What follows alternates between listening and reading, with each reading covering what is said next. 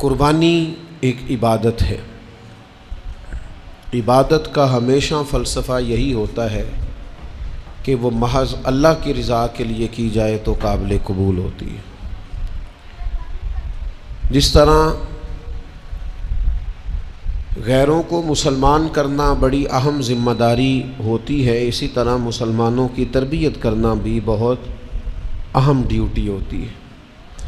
قرآن مجید نے لفظ تزکیہ کے ساتھ اس تربیت کو یاد کیا ہے جس تربیت کی روشنی میں مسلمان ایک خوبصورت مسلمان بنتا ہے۔ اسلام کے اندر جتنی بھی عبادات ہیں وہ کسی مخصوص پوجا پاٹ کا نام نہیں ہے، وہ باقاعدہ اپنے پیچھے حکمت رکھتی ہیں، فلسفہ رکھتی ہیں، اور اس کے بہت سارے پنہا اسرار و رموز بھی ہوتے ہیں۔ قربانی حضرت آدم علیہ السلام سے شروع ہے۔ قرآن مجید فرماتا ہے کہ جناب آدم علیہ السلام کے بیٹوں نے قربانیاں دی تھیں، ایک کی قبول ہو گئی تھی اور دوسرے کی قبول نہیں ہوئی۔ ہر امت میں کسی نہ کسی طرح قربانی موجود رہی ہے، اور پھر حضرت ابراہیم علیہ السلام نے تو اس قربانی کو بام عروج عطا فرمایا، عروج دیا ہے قربانی کو۔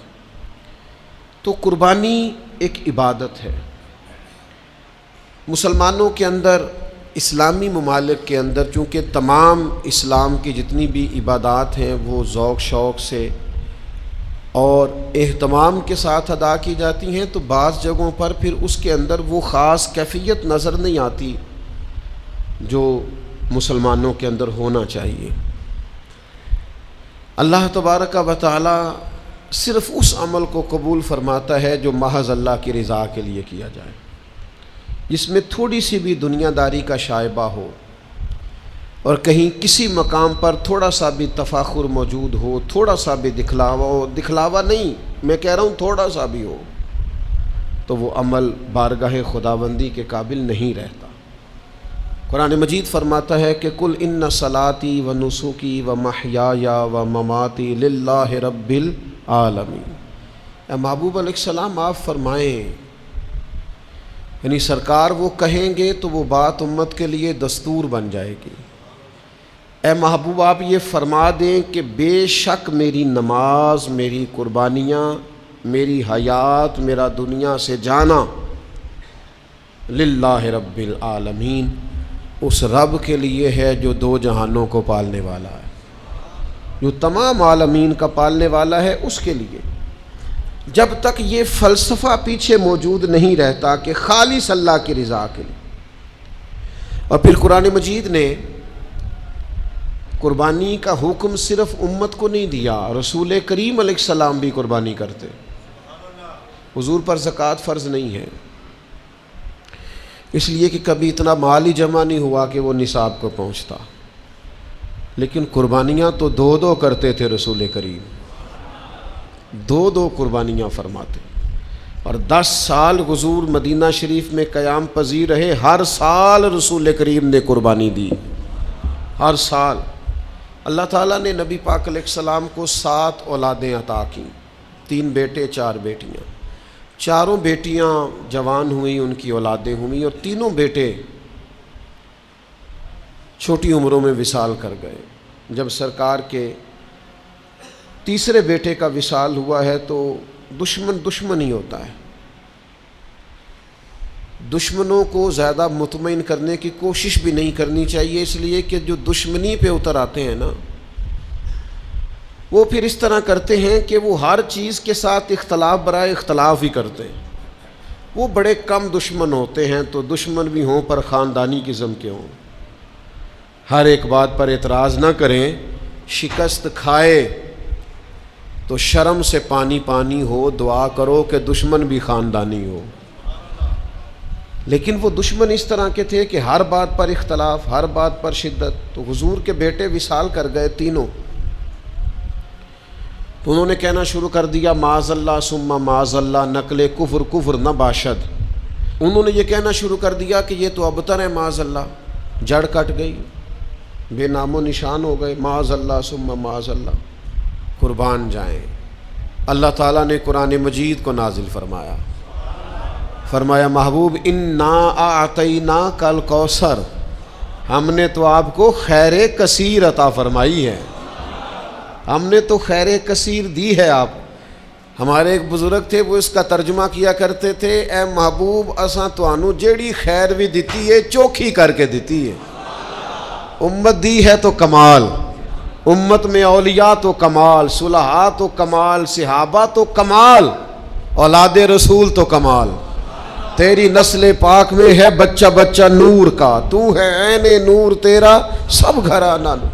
ہم نے تو آپ کو خیر کثیر دی ہے محبوب، خیر دی اور کثرت کے ساتھ دی ہے۔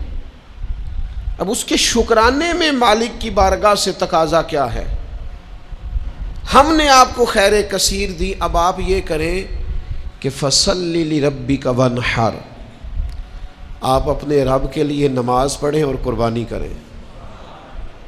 اِنَّا شَانِئَكَ هُوَ الْأَبْتَرُ، آپ کا دشمن ہی ابتر ہے، بے نام و نشان ہے، جڑ کٹا ہے، دشمنی۔ کبھی کسی نے دعویٰ کیا ہے معاذ اللہ کہ میں ابو جہل کی اولاد ہوں، میں یزید کی اولاد ہوں؟ کرتے ہیں لوگ دعویٰ۔ جڑیں کٹ گئیں محبوب کے دشمنوں کی، لیکن رہے گا یوں ہی ان کا چرچا رہے گا، رہے گا یوں ہی ان کا، رہے گا یوں ہی ان کا چرچا رہے گا، پڑے خاک ہو جائیں جل جانے والے، کچھ ہاتھ نہیں آئے گا، ان کا چرچا ہو رہا۔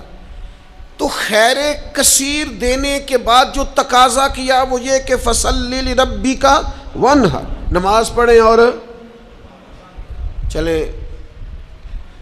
روک کے آپ سے سوال کرتے ہیں، بڑے الحمدللہ ذوق سے قربانی ہوتی ہے، بہت سارے لوگ سڑکوں پہ بیٹھے ہیں جانور لیے، خریدنے والے بھی رات کو ٹائم نکال کے ڈیوٹیاں کر کے سب جاتے ہیں، تو ایک بیچنے والے، خریدنے والے، یہ سارے نمازی بھی ہیں،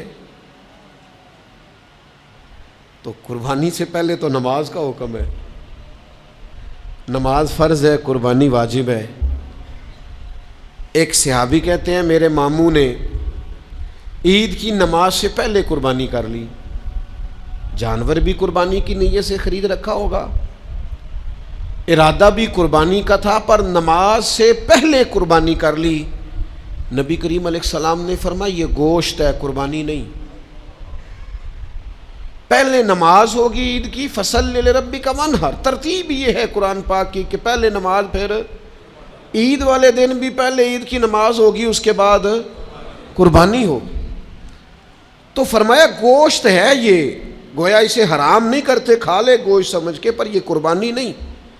قربانی فقط جانور ذبح کرنے کا نام نہیں، رب رسول کا حکم ماننے کا نام قربانی ہے۔ جانور کی عمر بھی وہ ہو جو شریعت نے رکھی ہے، اس میں خوبیاں بھی وہ ہوں جو شریعت نے رکھی، ٹائم بھی وہ ہو ذبح کرنے کا جو دین نے طے کیا ہے، پھر قربانی ہوگی، اور نیت بھی تقرب الہی کی ہو۔ ہمارے ہاں تو قربانی کو نا جی، میں چونکہ الحمدللہ کافی سارے جانور آنے ہوتے ہیں یہاں قربانی کے لیے، تو میں ذرا پہلے بچوں کو کہتا ہوں، دوستوں کو، کہ یار جانوروں کا بندوبست کرو، تو ہمیں ہر سال لوگ مشورہ دیتے ہیں، کہتے ہیں منڈی ویکھ لو، آخر تے نا کئی یاری بالکل کم سستا ہو جاتا ہے۔ میں کہنا آخر ویکھنے دی مثلاً کی مجبوری ہے؟ کیا آپ تماشا دیکھنا چاہتے ہیں؟ کئی باری جی بالکل گاہک ہی نہیں ہوندا، جانور سستا ہو جاتا ہے۔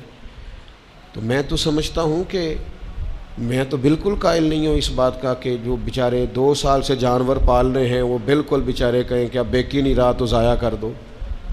ہم تو نہیں چاہتے کسی مسلمان کا بھی دیوالیہ نکل جائے، اور اگر آپ کا خیال ہے آخر میں سستے ہو بھی جائیں گے تو ہم نے تو جتنے بھی خرچ کیے سارے اللہ کی رضا کے لیے کیے، 4 5 10 ہزار زیادہ چلا گیا تو اپنے لیے تھوڑا کیا ہے، اس کے لیے کیا ہے۔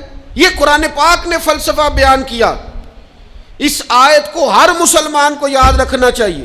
رب فرماتا ہے نہ اللہ کی بارگاہ میں ان جانوروں کا گوشت پہنچتا ہے نہ خون پہنچتا ہے، یہ جانور ذبح کرتے وقت تمہارے دلوں میں جو تقویٰ ہوتا ہے وہ تقویٰ رب کی بارگاہ میں پہنچتا ہے۔ صحیح 6 میں حدیث میں لفظ موجود ہیں، حضور نے فرمایا خوش دلی سے قربانی کرو، خوش دلی سے جانور اللہ کی راہ میں پیش کرو، خوش دلی سے۔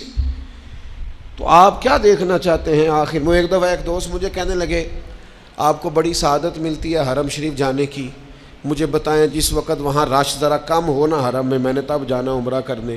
میں نے اسے کہا اللہ خیر کرے، وہاں کیوں رش کم ہو جی؟ اس کی کیا وجہ ہے؟ 1.25 ارب مسلمان ہیں، وہاں تو ہر وقت رونق لگی رہنی چاہیے۔ روزے دے دوالے نے غلاماں دیاں ٹولیاں، اور ویکھو ایک پیا سندا ہے کروڑاں دیاں بولیاں، کیوں رش کم ہو جی؟ وہاں تو زیادہ ہونا چاہیے، ہر وقت مسلمان ہو، لب واہ ہیں، آنکھیں بند ہیں، پھیلی ہیں جھولیاں۔ کتنی مزے کی بھیک تیرے پاک در کی ہے۔ اور پھر کہتے ہیں ماہ مدینہ اپنی تجلی عطا کریں، یہ ڈھلتی چاندنی تو پہر 2 پہر کی ہے، حضور مہربانی کریں۔ تو میرے بھائی قربانی کا فلسفہ آپ سمجھیں، فربا جانور، سونا جانور، خوبصورت جانور خوش دلی سے ذبح کریں، اور جو نہیں کر سکتے وہ بھی خوش رہیں، ان کی طرف سے حضور نے کر دیا ہے۔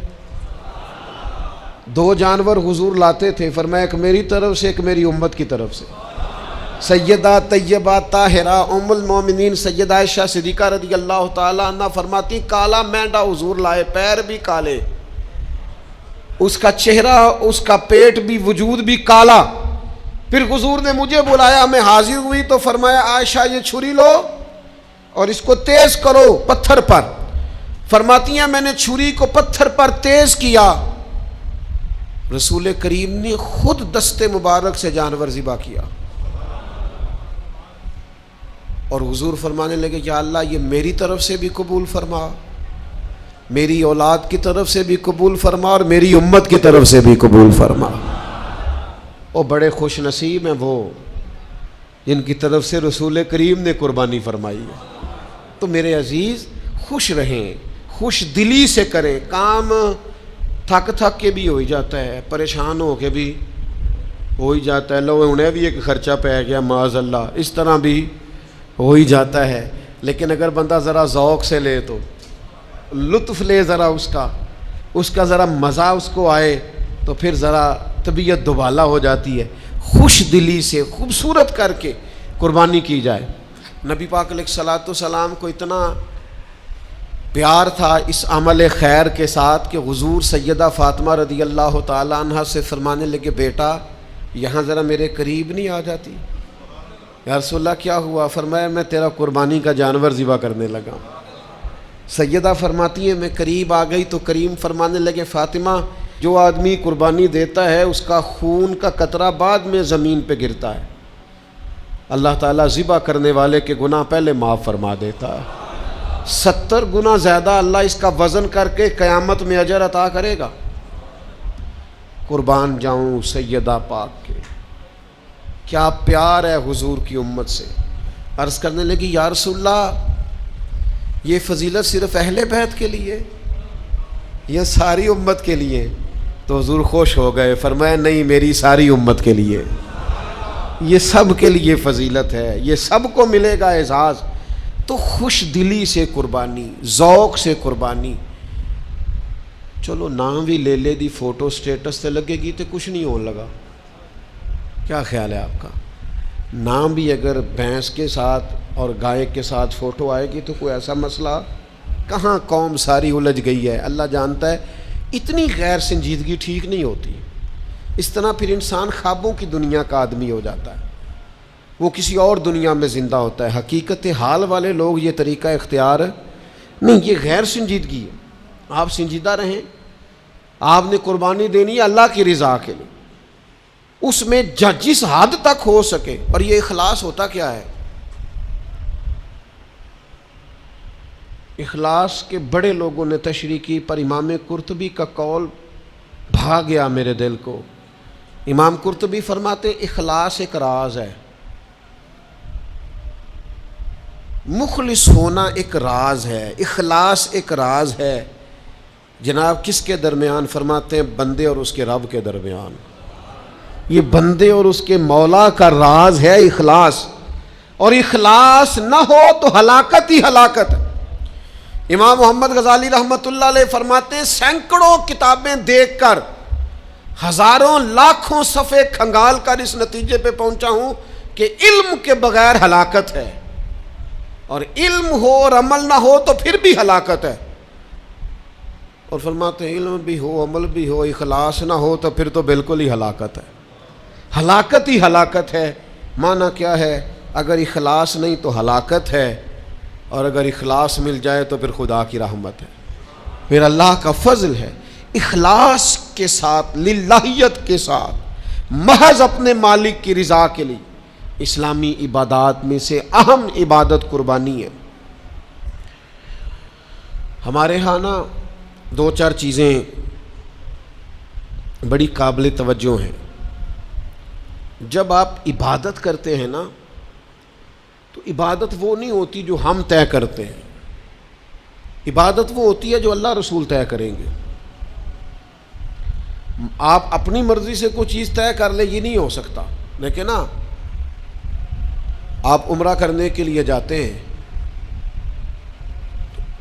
خانہ کعبہ کے گرد گھومنا عبادت ہے، صفا مروہ کے بیچ صرف آپ کچھ نہ پڑھیں، کوئی دعا نہ پڑھیں، آپ طواف کریں خالی، کوئی لفظ بھی ادا نہ کریں، آپ کو اتنا ہی ثواب ملے گا جتنا نفل نماز پڑھنے کا ثواب ملتا ہے۔ یہ عبادت ہے۔ صفا مروہ کے بیچ آپ صرف چل رہے ہیں، عبادت ہے۔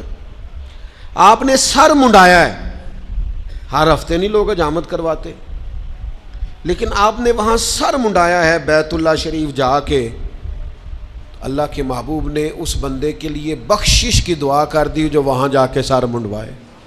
کہا اللہ یہ حلق کرانے والوں کو، ٹینڈ کرانے والوں کو بخش دے۔ 3 دفعہ حضور نے دعا کی۔ وہاں یہ سر منڈانا عبادت ہے۔ آپ کا گھر میں ہر ہفتے آپ حجامت کرواتے ہیں، لیکن وہ آپ کی عبادت ہو گئی۔ کیوں؟ کہ اللہ نے طے کر دیے۔ جو وقت، جس ٹائم جو چیز شریعت عبادت طے کرے وہ عبادت ہے۔ 10 ذی الحج کو نماز بھی پڑھی جاتی ہے، 5 نمازیں بھی پڑھی جاتی ہیں، قرآن پڑھنے والے قرآن بھی پڑھتے ہوں گے، نفل پڑھنے والے اس دن نفل بھی پڑھتے ہوں گے، صدقہ بھی ہوتا ہوگا، لوگ ایک دوسرے سے ملاقات بھی کرتے ہوں گے۔ 10 ذی الحج کو سارے خیر کے کام ہوتے ہوں گے، لوگوں کی خیر خواہی کے لیے جو بن پڑتا ہے کرتے ہوں گے۔ پر نبی پاک علیہ السلام نے فرمایا 10 ذی الحج والے دن اللہ کو جو عمل سب سے زیادہ پسند ہے وہ خون بہانا ہے، جانور ذبح کرنا۔ اس دن باقی ساری عبادات بھی اپنی جگہ پر فضیلت رکھتی ہیں، اہمیت رکھتی ہیں، درجہ رکھتی ہیں، نمازیں ہوں گی، نفل ہوں گے، تلاوتیں ہوں گی، پر اللہ کو 10 ذی الحج والے دن جو عمل سب سے زیادہ پسند ہے وہ کیا ہے؟ حضور علیہ السلام جب جانور ذبح کرتے تھے تو قبولیت کی دعا کرتے تھے، یا اللہ اسے قبول فرما میری طرف سے، میری اولاد پاک کی طرف سے، امت کی طرف سے۔ کیا کروں میں، کیسے عرض کروں؟ یہاں جانور ذبح ہوتا ہے تو ہمارے ہاں لوگ ویڈیو بنا رہے ہوتے ہیں۔ وہ جس کو چاہیے تھا درد سے فٹافٹ کہتا مالک میں نے اپنی ہمت کے مطابق پیش کر دیا، اپنے کرم کے مطابق قبول کر لیا۔ دعاؤں کا ٹائم تھا، یہ عمل تو سب سے زیادہ پسند ہے اللہ کو، یہ قرب الہی والا عمل ہے، اللہ کے قریب جانا تھا۔ یہاں سیلفیاں ہو رہی ہیں، تصویریں ہو رہی ہیں، دیکھا جا رہا ہے، بڑی بڑی باتیں ہو رہی ہیں۔ وہ خدا کے بندو اس کو عبادت بناؤ، اس کو عبادت جانو، یہ تقرب الہی کا ذریعہ ہے۔ کچھ لوگ بڑے سیٹ صاحب ہوتے ہیں، بڑے نواب صاحب ہیں، وہ جانور کے قریب نہیں جاتے، کہتے ہو میں پڑھا لکھا ہوں، میں تو جناب وہ بڑا مہذب آدمی ہوں، یہ تو فلاں آدمی کرے گا۔ رسول اللہ صلی اللہ علیہ وسلم سے زیادہ نہ کوئی نازک مزاج ہو سکتا ہے، نہ کوئی پاک ہو سکتا ہے، نہ کوئی لطیف ہو سکتا ہے۔ رسول اللہ صلی اللہ علیہ وسلم سے بڑھ کر نہ کوئی سونا ہو سکتا ہے، نہ کسی میں جاذبیت ہو سکتی ہے۔ حسن وہی ہے جو میرے محبوب نے کر دیا ہے، خوبصورتی وہی ہے، جدھر حضور گئے ادھر ہی حسن سارے کا سارا سمٹ کر چلا گیا۔ داستان حسن جب پھیلی تو لامحدود تھی، اور جب سمٹی تو بس تیرا نام ہو کر رہ گئی۔ خوبصورتی وہی ہے جو حضور نے کر دیا، لیکن میرے عزیزو نبی کریم نے تو اپنے دستے مبارک سے جانور ذبح کیا۔ اس لیے پتہ نہیں آپ نے کس چیز کا نام، پڑھا لکھا نفیس ہونا، اور جناب وہ جی میرے بچے ڈرتے ہیں، تو بھائی آپ بھی ڈرتے ہوں گے، جبھی تو بچے ڈرتے ہیں۔ یہ جی پڑھا لکھا نوجوان ہے، قریب نہیں آتا، کیوں نہیں آتا جی؟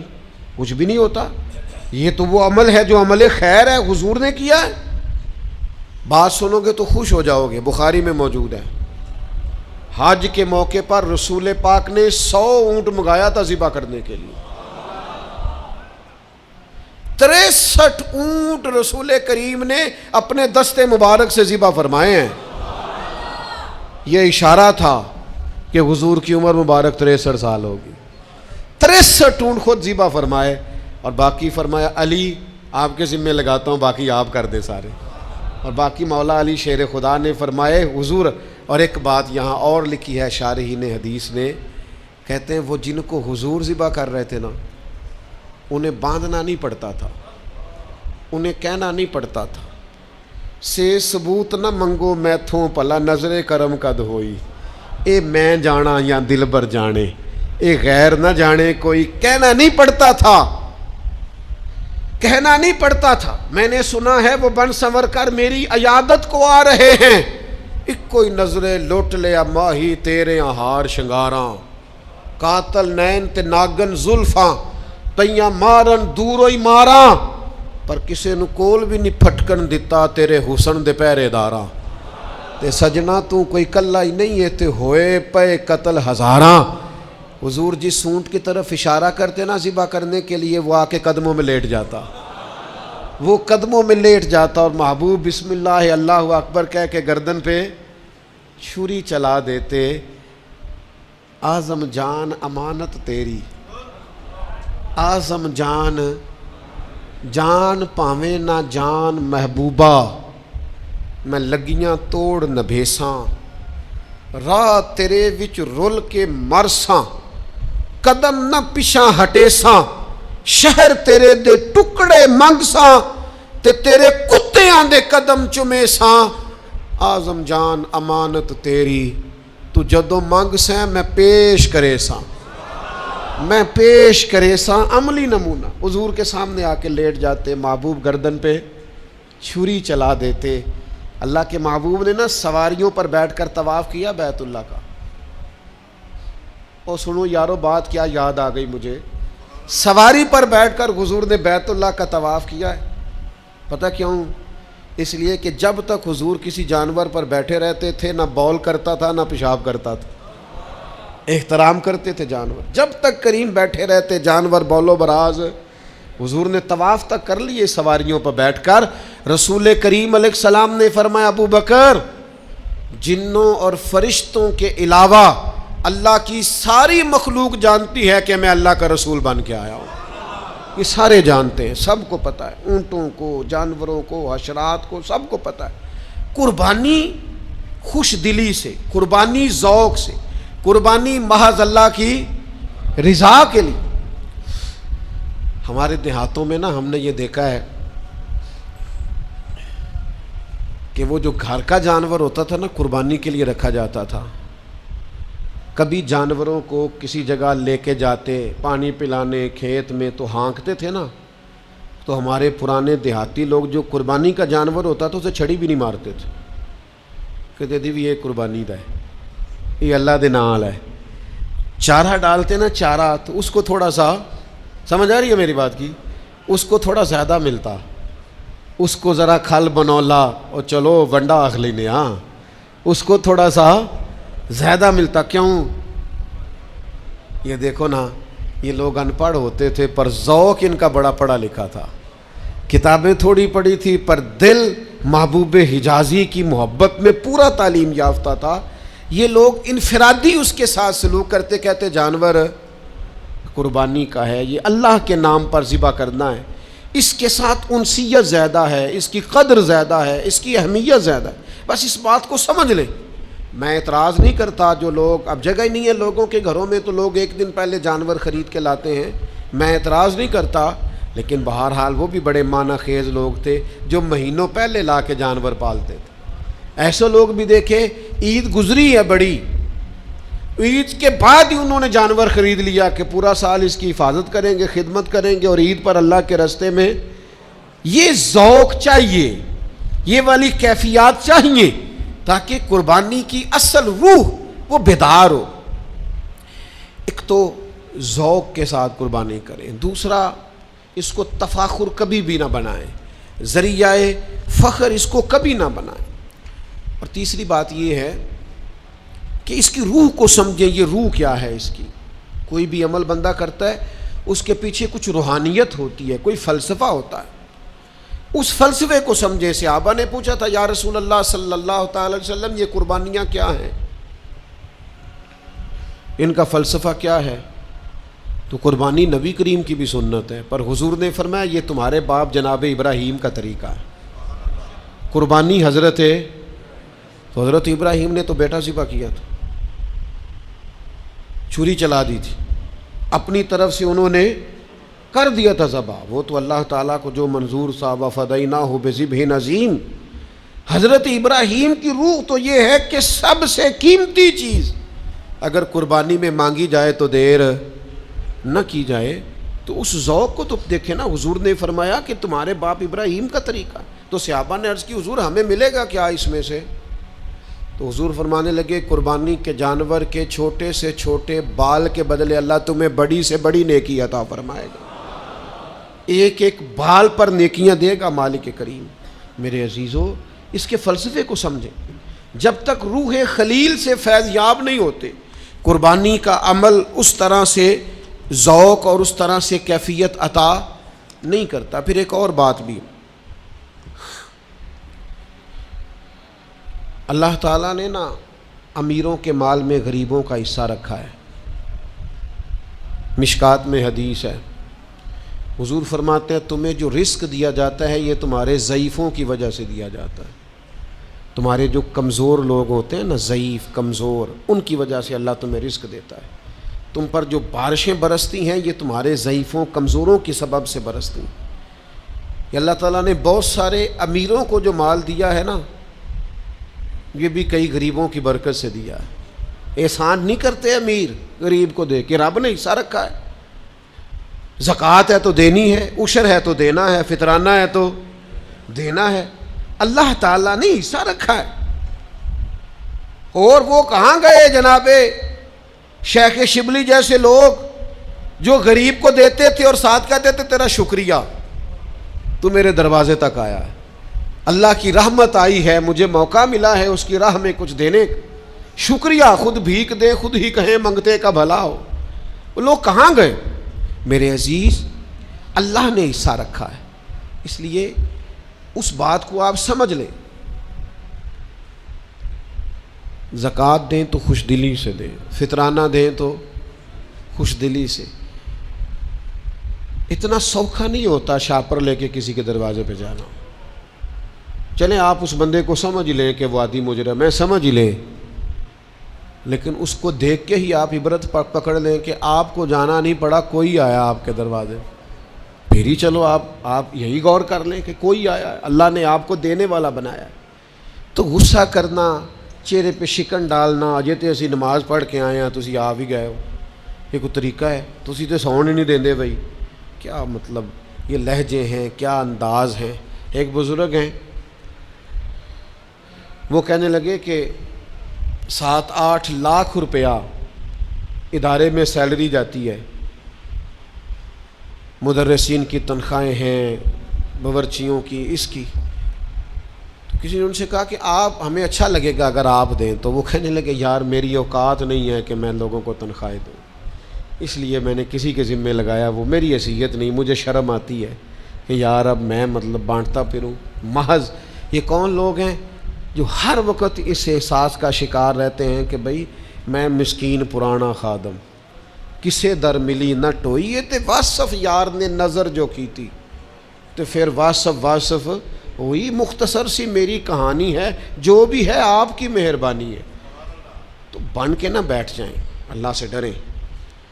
جب آپ جھڑک کے دے دیتے ہیں تو اس کا ثواب کم پڑتا ہے، اجر میں کمی آتی ہے۔ آپ باطل کرتے ہیں احسان جتلا کر اور تکلیف دے کر اپنے صدقات کو، خوش دلی سے جانور ذبح کرنا۔ ایک بات اور آپ سے کرنی ہے، پھر بات سمیٹتا ہوں۔ عید والے دن نماز عید بھی پورے ذوق سے پڑھیں، بھاگ دوڑ نہ کریں کہ جلدی کہاں ہوتی ہے، فٹافٹ کرو، نماز پڑھو اور کپڑے بھی نہیں بدلنے، اور بھائی انشاءاللہ تعالیٰ قربانی کرنی ہے، انشاءاللہ جلدی ہو جائے گی قربانی، لیکن نماز کا درجہ بہرحال قربانی سے زیادہ ہے، نماز کی اہمیت بہرحال قربانی سے، ذوق سے عید کی نماز پڑھیں، خوب سجدے کریں، امت کے لیے دعائیں کریں، اس کے بعد آپ قربان گاہ میں جائیں، جانور ذبح کریں۔ نبی پاک علیہ الصلوۃ والسلام نے تو وہیں پہ جانور ذبح کر دیے تھے، عیدگاہ کے اندر ہی۔ جلدی نہ کریں، عبادت کا ذوق ضرور پیدا کریں۔ کسائی سے بھی کہیں کہ یار تو بھی نماز پڑھ پہلے، 3 دن ٹائم دیا اللہ تعالیٰ نے، شریعت نے 3 دن ٹائم دیا ہے قربانی کو، کس لیے دیا ہے کہ آپ اطمینان کے ساتھ، سکون کے ساتھ آپ یہ کام کر لیں، کوئی جلد بازی نہ کریں، اور اس ساری عید پر دعا کریں اللہ تعالیٰ فلسطین والوں کے حق میں بھی رحمت والا فیصلہ کرے۔ میں دیکھتا ہوں کہ لوگ روزے رکھتے رہے، عیدیں مناتے رہے، اور وہ بیچارے لاشیں اٹھاتے رہے۔ اب تو ہمیں احساس ہی نہیں رہا، ہم خبروں کے قائل ہیں، 4 دن آئی تھیں بس ٹھیک، یہ صبح قیامت بار ہے پوری امت کے سروں پر، وہ تکلیف میں ہے، اور تکلیف بھی وہ جو اذیت ناک اور کربناک ہے۔ اللہ کے حضور دعا کریں اس عید پر، جمعے پر، ہر نماز پر، کہ اللہ تعالیٰ مسلمانوں کو کسی طریقے سے اتحاد عطا کر دے، کسی جگہ یہ جمع ہو جائیں، کوئی ایک ایسا پلیٹ فارم بنائیں، اور یہ واہن سے نکل آئیں، یہ سوچیں کہ بہرحال بستر پر بھی تو ماری جانا ہے نا، تو اگر اس کی راہ میں یہ وقت آ جائے گا تو اس سے زیادہ قیمتی کوئی چیز نہیں ہے۔ تو خدا را کچھ اپنے اندر شعوری زندگی بیدار کریں۔ ان مسلمانوں کے لیے تو اب اس طرح کی طبیعت ہو گئی ہے کہ آوازیں بھی نہیں اٹھتی، اب تو نام ہی کوئی نہیں لیتا، اب تو ذکر ہی کوئی نہیں کرتا۔ دعا یہ ہے کہ اللہ پھر سے اس امت کو عروج اور باکپن عطا فرما، اور پھر سے اللہ تعالیٰ امت کے وقار میں اسی طرح سے بلندیاں فرما۔